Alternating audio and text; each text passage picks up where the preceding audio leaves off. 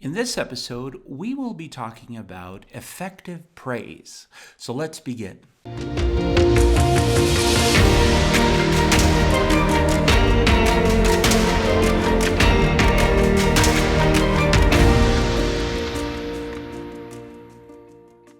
Hello, everybody. How are you? I hope all of you, my friends, are doing well.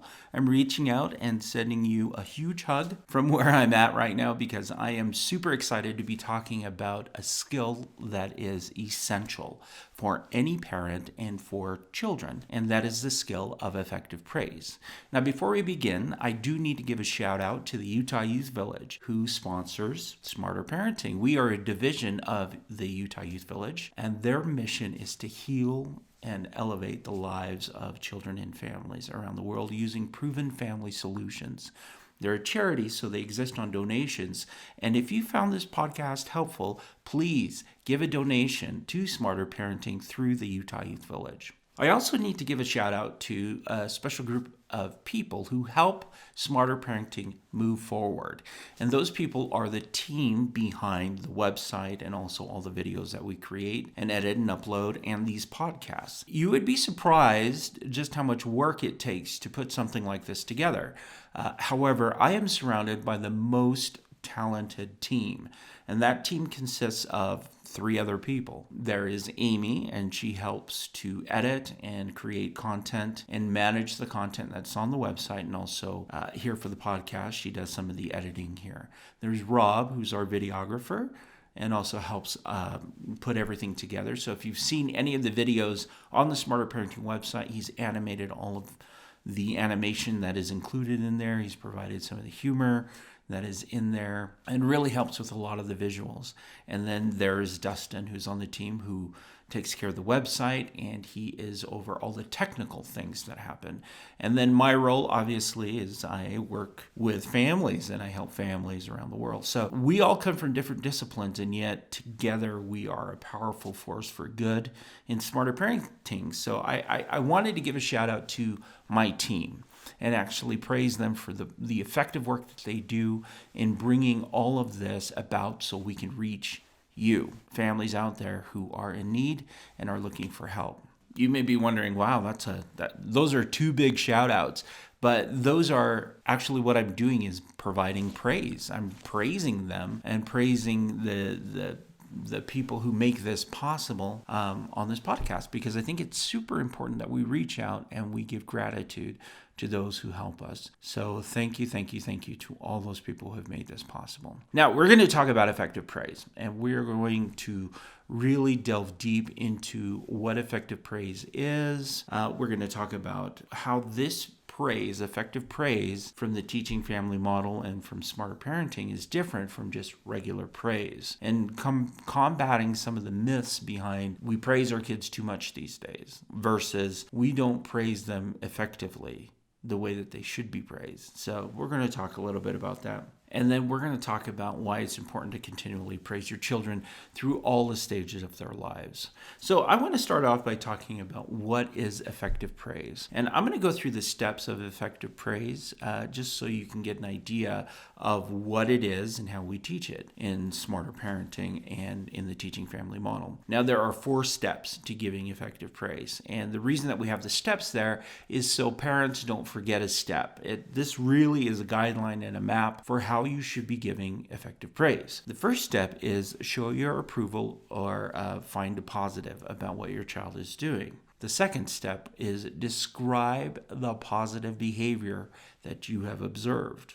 That goes back to the observe and describe that we talked about, which is this essential skill that you use. So that should be familiar to you. Step 3 is to give a meaningful reason of why that behavior is a good thing for them to continue doing. So you want to give a meaningful reason. And then the last one, the 4th step, is to give a reward. Now, that is optional. So that isn't something that you want to do every time. You just can do that when you feel like they should be reinforcing that positive behavior so they can continue to do it. So again, those steps are show your approval or find a positive in what they're doing. You want to describe what they are doing well. And then you want to give a meaningful reason of why it's important for them to keep doing that.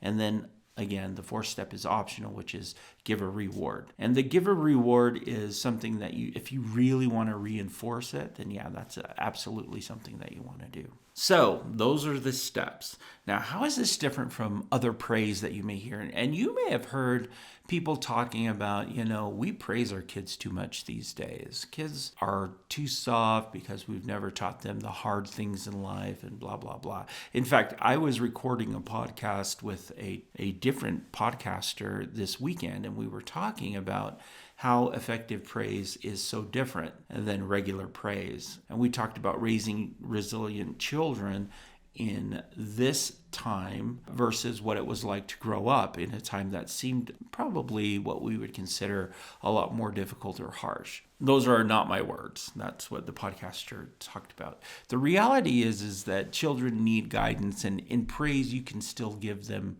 guidance. Children these days often get the general praise, which is good job or you did great.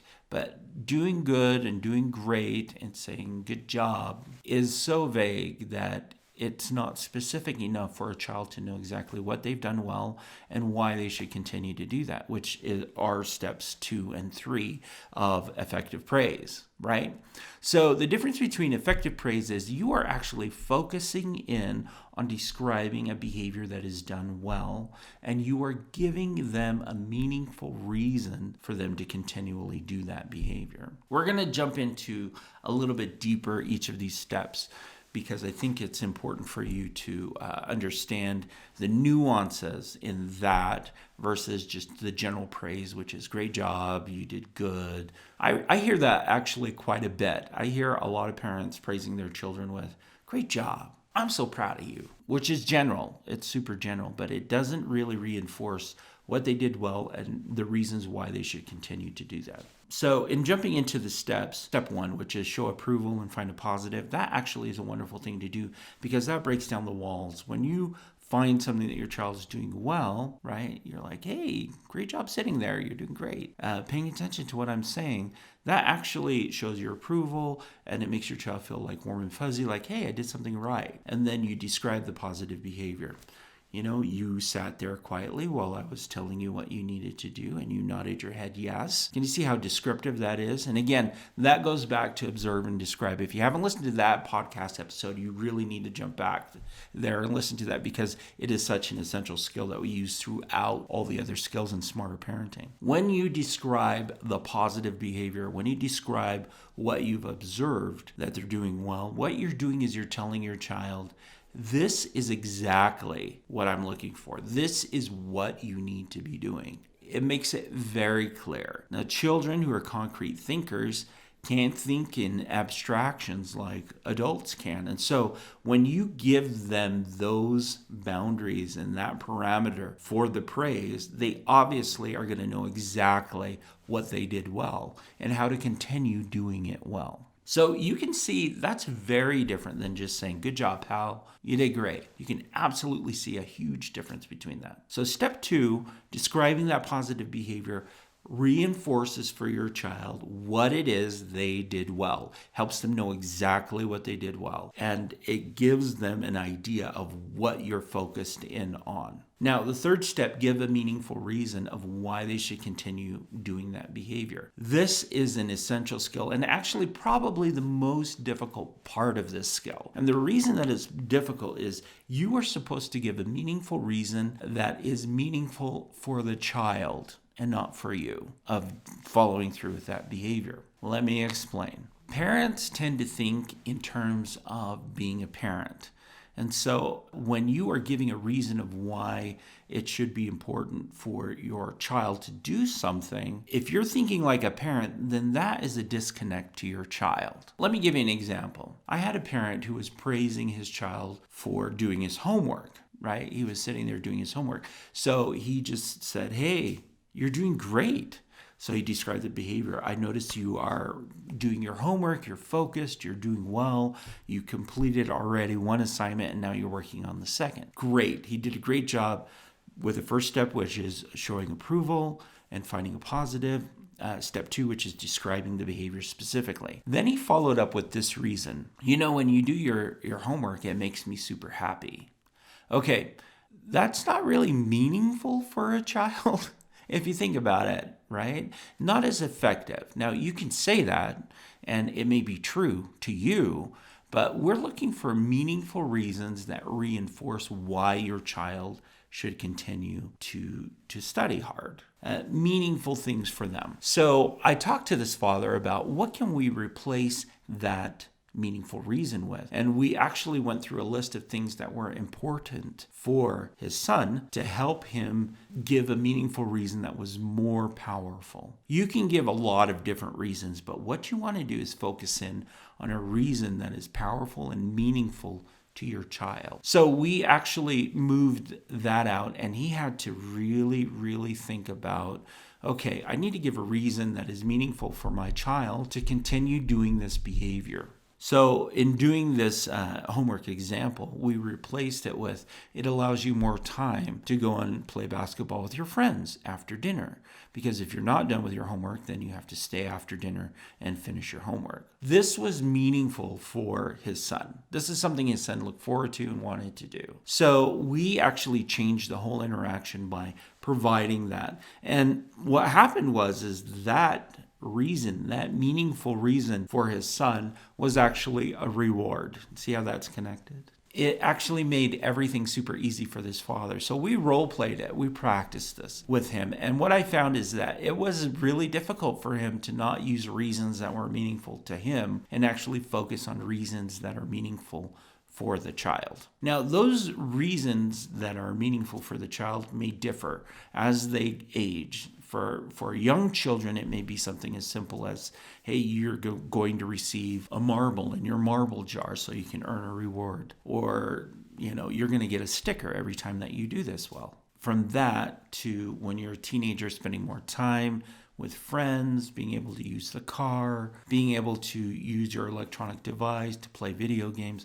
I mean, it's going to change. But again, you are using meaningful reasons that are focused in on what your child wants. Always remember that when you're giving a meaningful reason, to remove your reasons and actually adopt your child's reasons as why following through with this behavior is important. And then, of course, the last step is give a meaningful reward. And you want to gauge the reward. You don't want to give your child a huge reward for following through with something that is fairly simple. And you want to stay away from things that are expensive. You want to be sure that it's measured in. And if you can incorporate the meaningful reason, like this father did with his son being able to play basketball, with the reward, that's fantastic because that is a reward. So effective praise, being able to do that. One of the questions I get from a lot of parents is, when should I praise my child?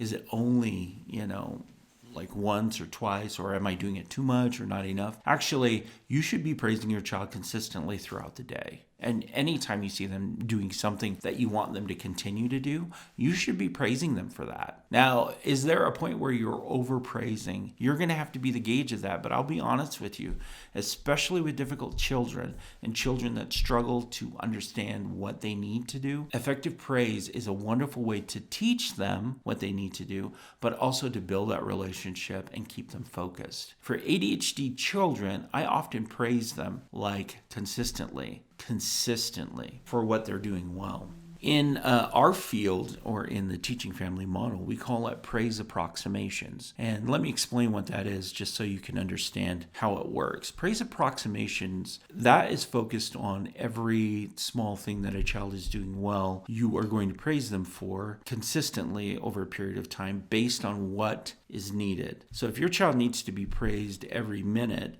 I'm going to do that. And I'll do it for small things, not for huge things, but for small things in order to build up to bigger things. There's this example of a teacher who brought in this large jar, and he brought in some rocks and some sand, and he asked the students to fill up this empty jar with the rocks and with the sand to see how much they could get in there. Inviting the students up, they poured in the little sand and then they put in the big rocks, and they found that they couldn't fit everything into the jar. And so the teacher, it was an object lesson, and the teacher took them out, and then the teacher showed them how to do that. He added a layer of rocks, put in some of the sand on top of that, then put in some rocks, sand. And what he found out is he could fill it with everything that was there, would fill this one jar. And so the same principle applies here with effective praise. You can praise for small things, you can praise for big things. But in the end, you are going to incorporate a lot of praise in there in order to fit everything that you need to bring about the change that you need. So don't think of effective praise as something that I'm going to wait for my child to do well. No, I'm going to praise him for even the little things that he's doing well. I was working with a child. She was really difficult. When I worked with the parents, they had a hard time finding things that they could praise her for. The funny thing is as an observer and working with them, I noticed small things that she was doing well, and I was able to praise her for the small things. And what I found and what the parents noticed is that she looked forward to me coming over to visit, and she looked forward to me engaging with her because I was praising these small things that she was doing well. For example, she would sit there and not listen to the parents, but every time she would look at me, I would praise her for that, and I would follow these steps. I'd be like, wow, you're looking at me. Thank you for looking at me. You are actually making eye contact with me. When you do that, I want to come down and play toys with you. And then I would reward her by actually sitting on the floor and playing toys with her. After doing this for a period of time, and I was praising her for the small things, she started to comply with larger requests from me, not from the parents, but from me. And in talking to the parents, what I encouraged them to do was to praise. It didn't take a lot of time. I was focused specifically on just the good things that she was doing. And she started to feel this connection and rapport with me that she wasn't feeling with her parents because they were highly critical of everything that she did. And they withheld the praise from her until they felt like she earned it and she deserved it. I just want to stress how important it is for parents who have children with ADHD to praise their children for the small things that they are doing well and to praise them consistently throughout the day. That actually helps to increase your ability to communicate, to make a connection with your child in the small positive things that they are doing. Now, don't be overwhelmed with all the bigger things yet. Focus on the small things, and that actually will increase to the bigger things. And then you can praise for smaller things and then the bigger things. And pretty soon you're going to find a child that is more compliant, more willing to listen, more engaged with you. And they are going to know how to engage because you've already described specifically what they are doing well through effective praise. Really, if you are listening to this podcast and you have not watched the effective praise skills video that is on the Smarter Parenting website, please go to the website, find the video on effective praise and watch it. It gives an example of a younger child and a parent and also a teenager and a parent. And you will see how they integrate effective praise into their lives and how effective it can be. Do that. Jump over there, check it out. There are also games and activities that are listed there in how you can teach this and integrate this into your child's life. It gives you examples of printout form that you can use so you can follow each of the steps and use it consistently. And actually, with a lot of parents, I ask them to print out the steps so they can follow through, and sometimes to actually write down the meaningful reasons, because that tends to be the hardest part of giving a meaningful reason of why they should continue to do the behavior. Now, why is praise so important? I've already outlined why it can be important for your child. You're actually telling them specifically what they're doing well, why they should continue to do that. But in general, we all need validation, and effective praise is one of the ways that we can give validation to our children. Think about how it feels for you to receive praise. Some people shy away from too much praise, and so there's a gauge there, and you're going to have to gauge it with your child, but you want to be praising your child. If you are not praising your child at least 5 times, 3, 4, 5 times a day, then really you need a mind shift, because your child is doing positive things in there, and you should be acknowledging those things. And as you do, everything else starts to blossom. There's a belief in therapy, and I was taught this early on in when I was working with families that in a system continually maintains its homeostasis or its state of being. But if you alter just one part of the system, the entire system has to adjust. Well, this is what effective praise does, is if you effectively praise, that actually changes your relationship, and the entire relationship starts to move into a more positive direction. So as adults, we need validation. As children, they need validation. If you start effectively praising them for even the small things, it starts to affect the entire system that is involved with your children. I highly suggest that you practice this skill.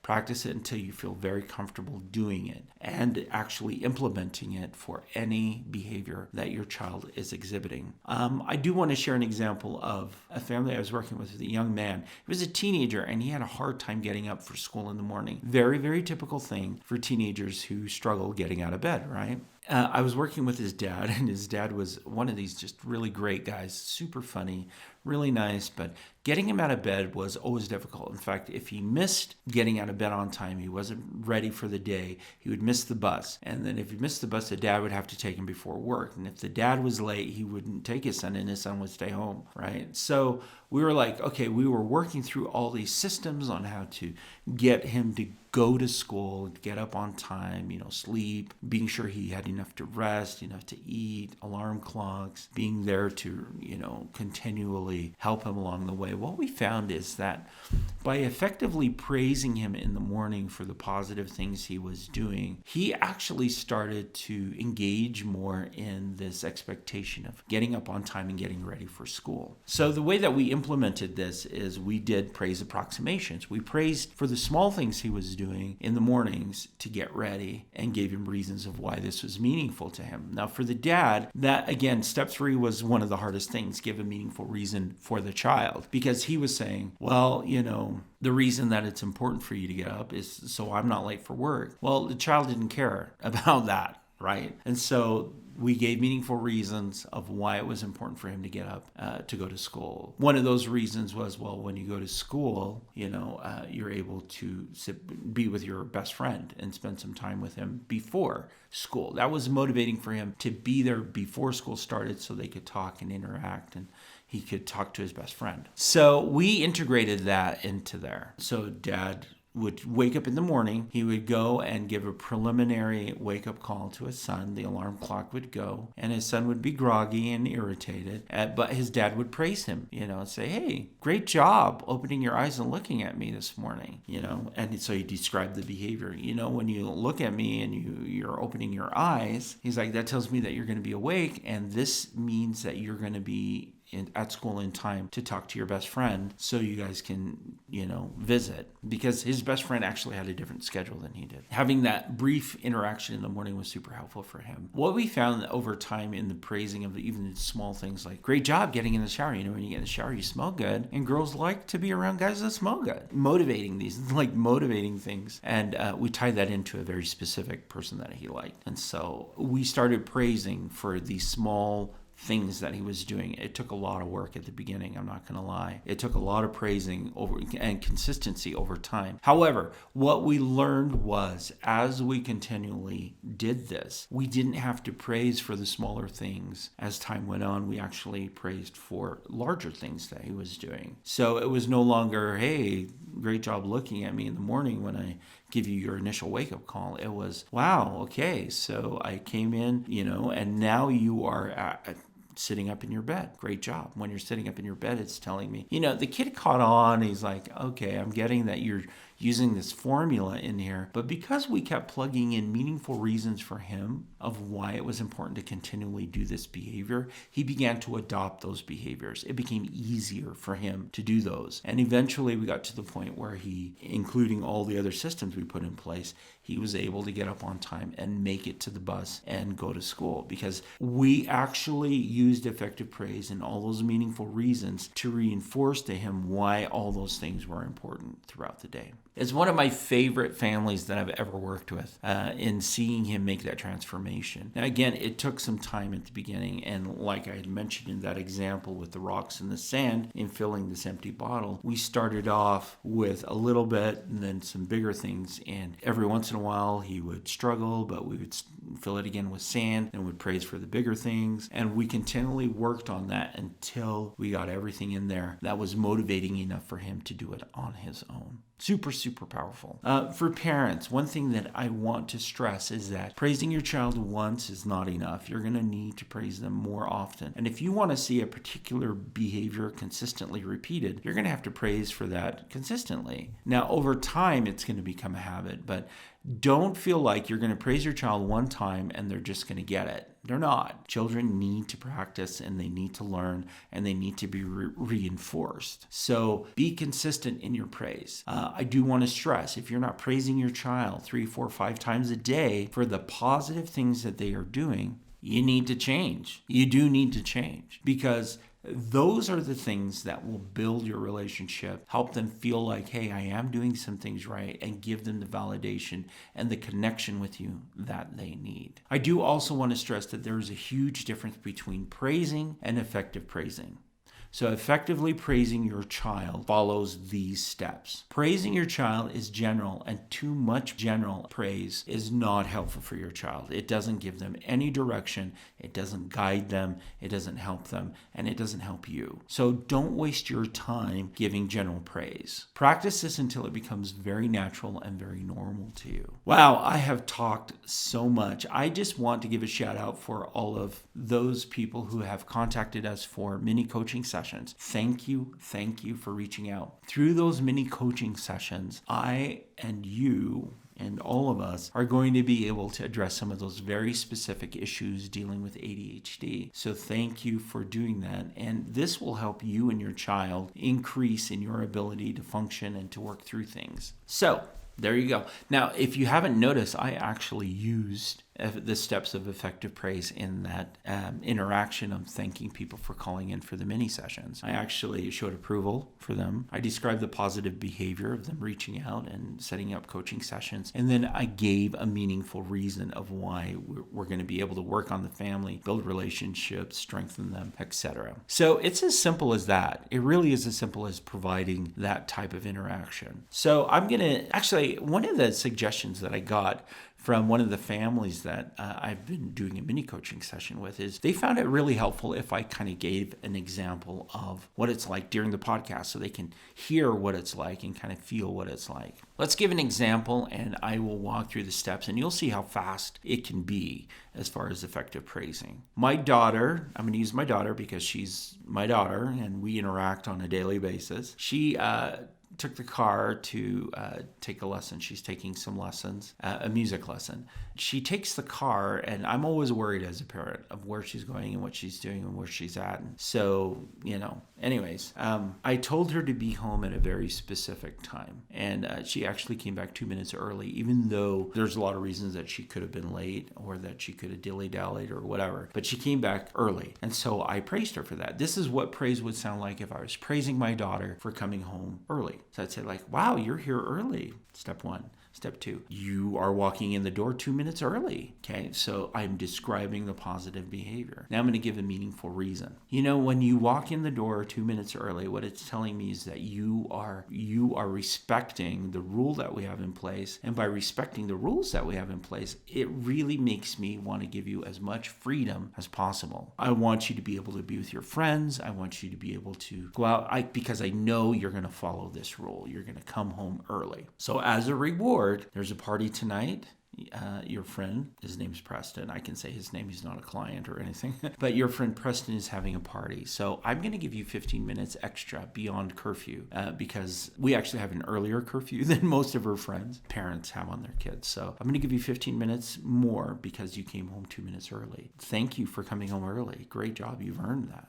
So that's how the interaction would happen with her. She walks in early. Hey, wow, you came in early. Right now you're walking in 2 minutes early. Because you walk in early, you just show that you respect the time that we have set and the rules that we have set for you. And because of that, I want to give you more freedom. So tonight, I'm going to give you 15 minutes extra to be with your friends. Easy peasy, lemon squeezy. I mean, really, that it can be as fast as that. And that's kind of longer because she's an older child and I'm talking through it. But for younger children, it could be a little easier. Let's say that you saw a child sharing a toy with another child, their sibling. So you'd be like, wow, you were sharing your toy. I saw you give them your teddy bear. You know, when you give and share your teddy bear with your brother, that just makes everybody happy. It makes your brother want to share with you and me share with you some other things.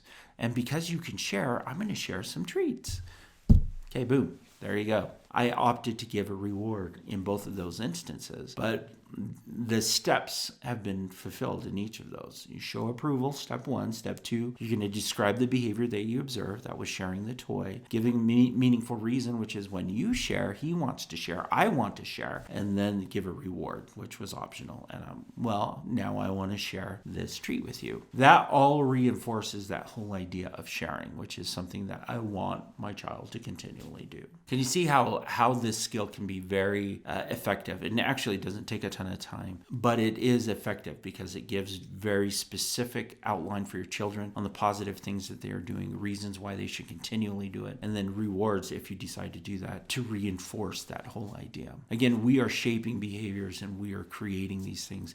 For parents who struggle with children who they feel like they cannot praise, you do need to praise. You have to praise your children. You will not gain or build a relationship with them if you do not find positive things that they are doing. It's as simple as that. Kids will go where they feel validated, and if they're not getting it from you, they will get it somewhere else. Harsh lesson. It's a harsh lesson, but it's a true lesson. I've seen it. I've seen it over and over and over again. Find positive things to praise in your child. It's a challenge I want to give to you. Find things that you can praise. You can use this skill with anybody, with adults, with neighbors, with friends, with spouses. In fact, practice it with different people until you become comfortable doing it. Print out the steps so you can follow the steps easily as well. Wow, I feel like I have just talked and talked and talked. But again, this is something I am very, very passionate about. You can actually address a lot of behaviors through effective praise, because not only does it praise them for what they're doing well, it actually teaches them what they should continue to do. And again, that's the difference between effectively praising a child and just generally praising a child. Very, very different things, okay? So, I know you can do it. I know you can. I'm giving you the challenge. Praise your children. Count how many times you're doing it a day. Do it 5 times a day for 5 different things that they're doing well. Give meaningful reasons that are meaningful for your child to continually do that behavior. And you will see changes happening with your child and with yourself and with your relationship. That's it for me this week. And I am super excited to share more information on more skills that you'll find on the Smarter Parenting website. Again, a huge shout out to the Utah Youth Village, who is a huge supporter of Smarter Parenting. We are a division of the Utah Youth Village, and the Utah Youth Village is a charity. So we depend on the donations of people who are motivated to share this message with family and people all around the world. So if you can, please make a donation to Smarter Parenting through the Utah Youth Village. I will talk to you again soon with a new skill that we will add on to all of these skills to help you as a parent build your relationship and strengthen your ties with your children, helping them become independent and happy people. All right, that's it. Bye-bye.